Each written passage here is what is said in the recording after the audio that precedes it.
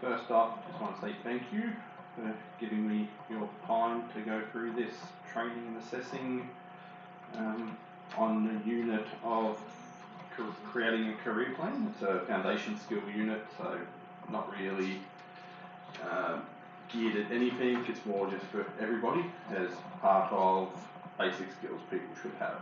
So what I've given you all before class is our session plan that I've got. Step through all the goals and values. We'll go through all that. Then I've got a breakdown, because when we actually write a career plan, they ask you to write down goals that you have, and I've also got another few got to print out in your package as well that breaks down questions you should ask yourself when actually doing it. Once we've gone through the plan, we'll then do the assessment part, which is just a quick career plan that needs to be filled out just to make sure you've got a grasp on everything. And I've also found a short video, steps you through the 8 main steps to a successful career plan. There's plenty more online if that's the way you like to learn. If you like to learn by watching, there's plenty there, but I just found one that I think suits, and it's not going to take up 8 to 10 minutes. So if we just start with the training part, so we'll start with the career plan part here, and we'll just step through and read all the goals. And then if you've got any questions, you can ask, and we'll just make sure everyone's got an understanding of everything as we go. So they say to create a successful career plan, these are the best steps to take. You've got work out your goals and values. So you've got what's important to you as a person. I'm just going to stick out because one didn't write properly. Should have used that one. Your goals describe how you want to live your life. Your values and describe how you will act towards other people in general. Knowing your goals and values helps find jobs that matches your interests. For example, if you like staying fit and healthy, and you want to help other people, then you're not going to try and find a job in an office somewhere. You're going to find something where you're suiting your goals. If you like cooking, you're not going to get a job on a telephone. So it's find what suits what you love, because if you love what you do, it's not really work. Then you've got work out your preferences. Do you like being around people, but you're not so good at writing? Find your strengths. So that's work out your preferences. Do you like to work alone? There's a kid who likes to work alone. You're not going to go get a job in an office with 100 other people. It just doesn't suit what you do. If you like to work with your hands, but you're not good at studying, there's apprenticeships and traineeships and stuff. So that's number 2, work out your preferences. Then we've got consider your options. They say writing down your goals will help you think about the kind of jobs that suit you. For example, if you like to work alone, as I was saying, you're not going to enjoy sales when you have to speak to people every day. So that's where this second handout will come in to its own, because it'll get you thinking about your preferences. Make a list of all the jobs that you feel match your goals and your preferences, and think as broadly as possible. So it's actually on one of the questions they ask you on the planning is, if money was not an option, what would you be doing right now? So they're saying cast the net wide and then narrow it down. And you've got have a strategy. So you've got a short list of jobs or your careers that you think will suit. And you have to have a strategy for finding those kind of jobs. You need to study more. You need to get experience via volunteer work. If you want to get into a certain job, do they take trainees on? And build a network. Find people who can help you get that foot in the door. And then they say the next part would be to review and adjust your plan, because every 6 to 12 months things change. You might find that, now I've really thought about it, really not what I want to do. Or something might happen that makes your light bulb flash on. That's where I want to be. So every 6 to 12 months, they say, adjust your plan. There's links and not really work on print out, but there are a lot of online resources, and I've put the titles of a few of them on there if you want to look into it further. And then we've got, if you're having trouble, there are people out there. It could be HR at work, it could be ring people with a few RTOs and just see what's out there. And then there's career planning for people with disabilities out there as well. As I was saying, we've got the next one, which is the goals, which will come in when we do the actual assessment. And as I was saying, it's just a few questions that you might want to look at, quick wins, short-term goals, what makes you do, and make sure you're always adding to your resume and everything like that. And then beyond 12 months, you've got detailed plans that will take more time to implement, study, traineeships, apprenticeships, whatever that may be. When you've got your long-term goals, are there companies out there that you'd like to work for? And that might be, I might want to work for company X. How do I get there? I have to start here, I have to study, and maybe one day that's where I'll end up. So they're all stepped out there for when you come to the assessment part. And then you've got your personal goals, which is what's important. Is work-life balance important to you? Where do you want to work? Do you want adventure in your job, or do you want stability? So they're all things that you need to look at and everything. So really, that's the basic steps of it. So to visualise it better for you, it's just a short minute, 10-second video.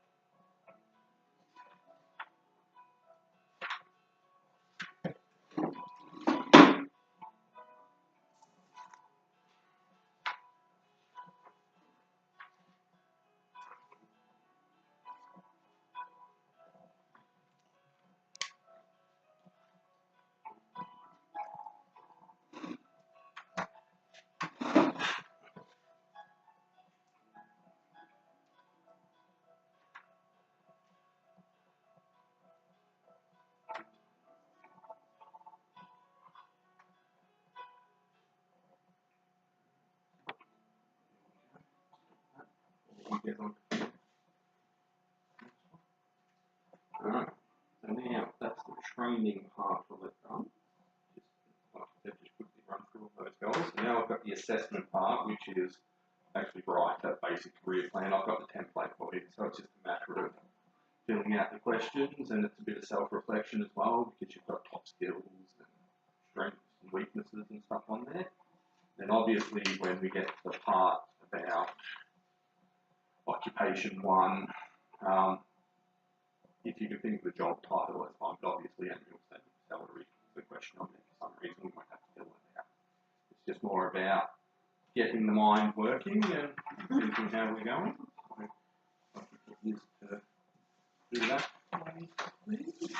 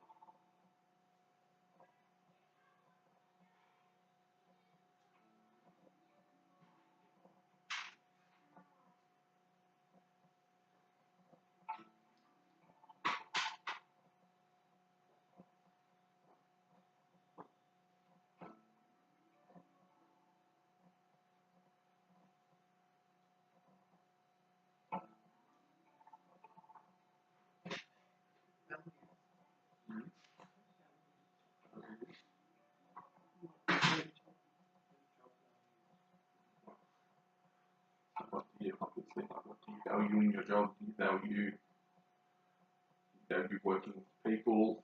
Is it the company environment? Like that.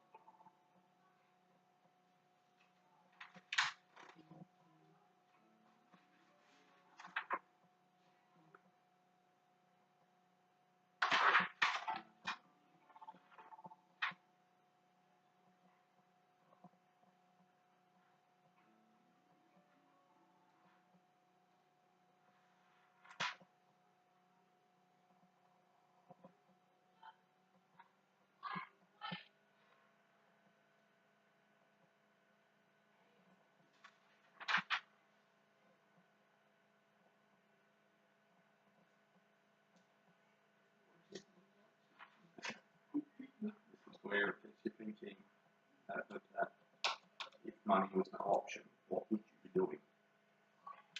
The whole cast the net wide.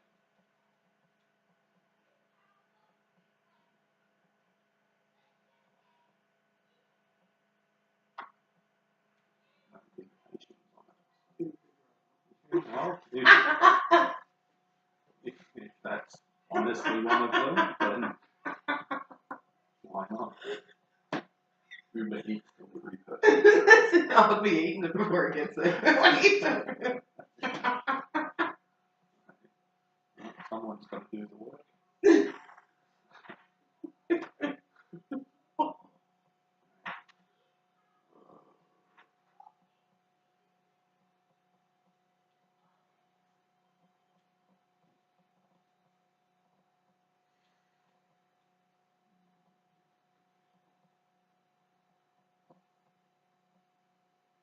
You might find that if you think of the first one, you might think of something that might be related to that.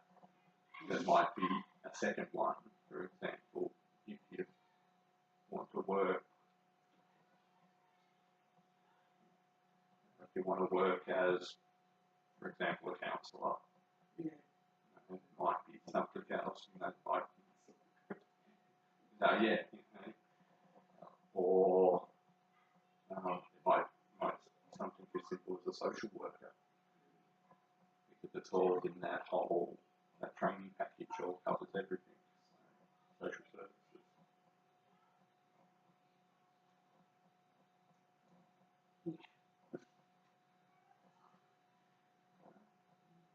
services.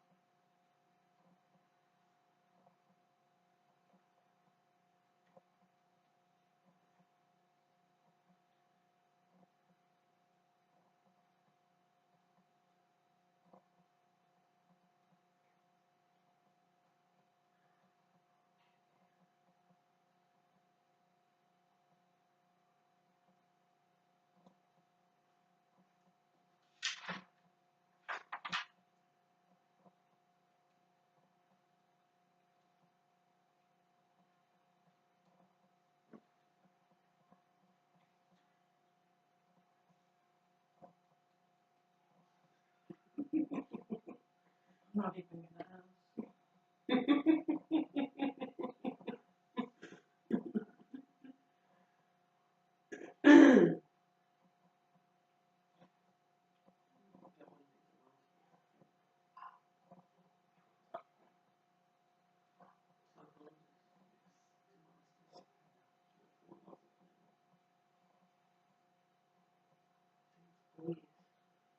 Yeah, what?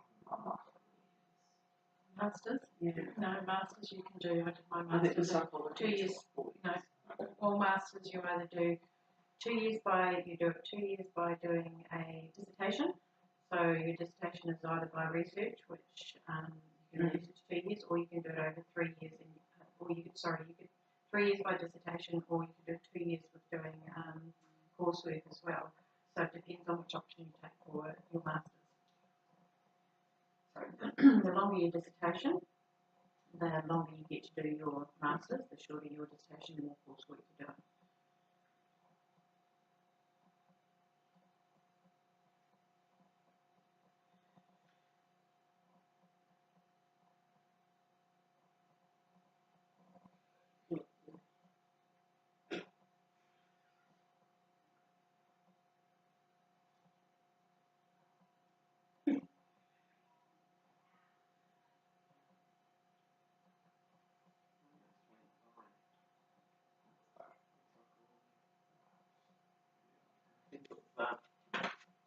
Well, yeah. Cost of getting your brain working, thinking of options.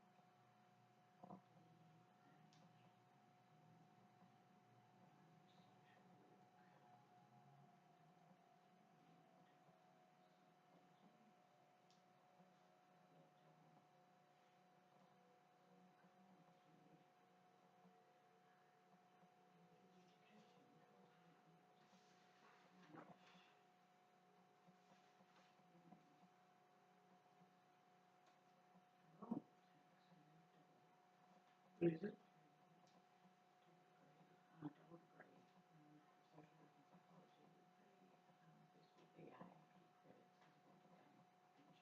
Oh, very good.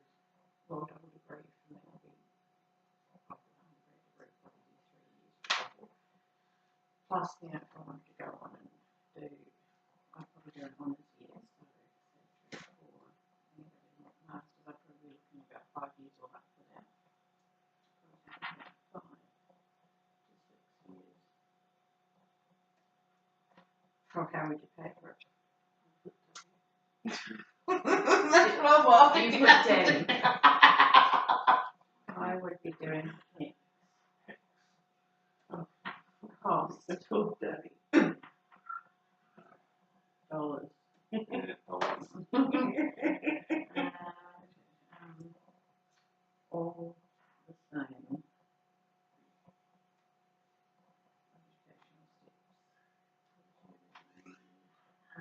They're all the same. The same. Yeah, that's what mine were, all the same. Yeah. All the same.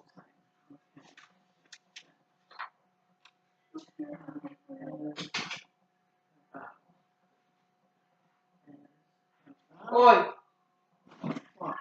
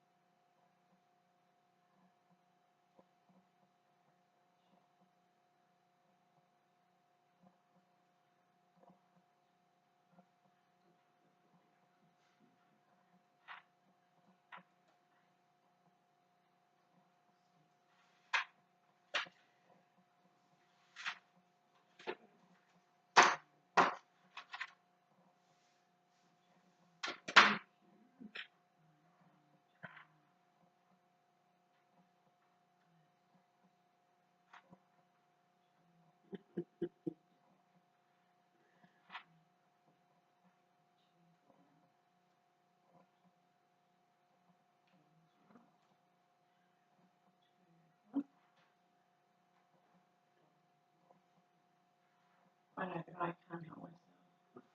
I've been a student for like 15 years, from the age of 18. You know, Yeah, alright. I can't help it.